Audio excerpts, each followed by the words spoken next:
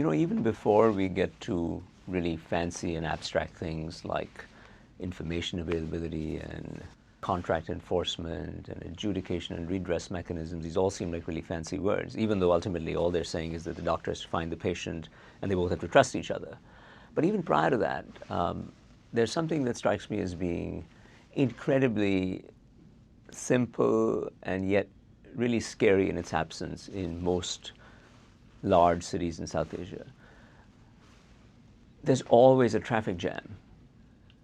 Very simple. There's a cacophony of sound, there are animals, horns blaring, medley of noise pollution, really.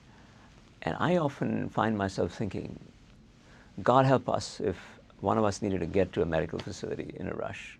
And sometimes you see ambulances that are trying to get through the traffic. Traffic, as many of you will know, is undisciplined, doesn't follow the rules, is incredibly dense and packed. The roads are not adequate to the massive volume of cars that are increasingly piling onto the streets. As wealth levels rise, people have disposable income, they're buying more and more cars, more and more two-wheelers, automobiles.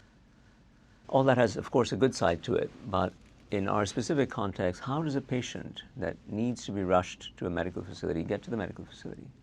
Of course, you need the roads to be cleared, and you need people to understand that when an ambulance comes along with its siren blaring, that they should have the courtesy and an obligation as a human being and a citizen to move out of the way. That takes some doing, by the way. Some years ago, a student of mine, Shafi Mather, very entrepreneurial gentleman at the Harvard Kennedy School, took a class with me at HBS, decided that he was going to go to Mumbai and start an ambulance service. Mumbai had some very basic ambulance services, I think primarily affiliated with individual hospitals. That was so rudimentary that if it weren't scary, it would be laughable. But he created an ambulance service called 1298. 1298, I think, are the numbers that you're supposed to dial to call the agency. I don't know that there's any significance to the numbers.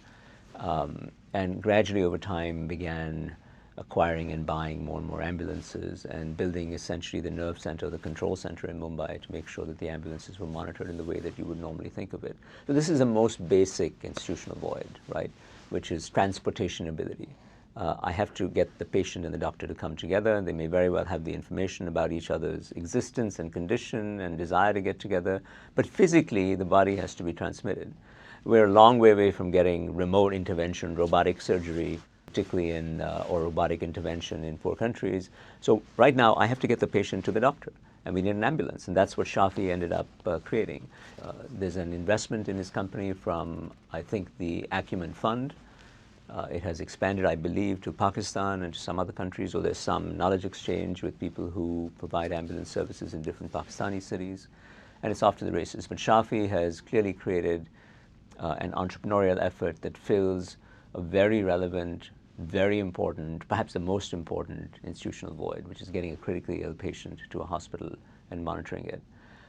One thing that I remember vividly, you will remember the incredibly unfortunate attack on the Taj Mahal Hotel in 2008, I believe, when some vigilantes from Pakistan attacked the hotel in Mumbai and some other buildings in the south of Mumbai and ended up creating really an environment of terror and carnage for several days. And the Indian authorities were not in a position to really respond to it, were caught unprepared, and it took them a while to stabilize the situation. Lots of people lost their lives, a lot of valor and bravery were displayed, and lots of people, both in Pakistan and in India and in the rest of the world, actually were aghast at the entire episode.